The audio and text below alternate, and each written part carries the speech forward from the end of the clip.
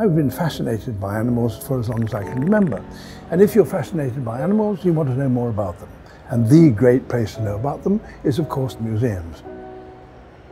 Walking into a great collection like this does a number of things to you. The first of all is that you realize what an enormous variety of animal species there are in the world. And you know this is only scraping the surface anyway. And the second thing you recognize is that actually this is the basis of all zoological science. If you want to research an animal, you have to know the first thing. First question is, what animal is it? And that's not as easy to answer as you might think. Of course, if you look at an elephant, yes, I know it's not an elephant, and it's either an African or an Indian elephant, that's easy to settle. But if you've got a little fly, which might be very important from a health point of view, it might carry disease, for example. Essentially, you know what that is.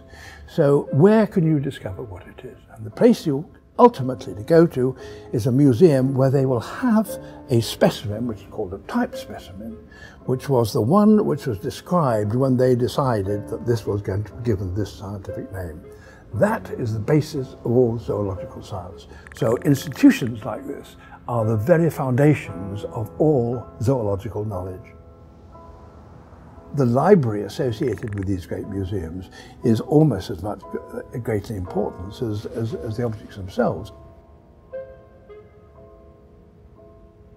Unless you know where it came from exactly and when it came from exactly, you are missing a lot of very, very important information. And that can come, of course, not from the object itself, but from the circumstances, the documentation that should accompany every scientifically collected specimen. One of the huge changes in the natural world over the past 1,000 years happened within my lifetime, or perhaps a little earlier. Suddenly, human beings started to increase in number. And not only increase in numbers, but increase in power in the things they can do to the natural world. Not only mechanically, but chemically, for example.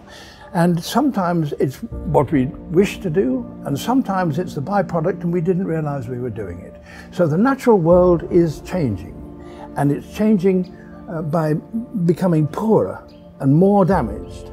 Now, if we want to prevent it continuing being damaged, we have to understand how it works, and we have to understand what it is that we are doing that may have an effect on the natural world. And that is perhaps the most important thing that's facing humanity today.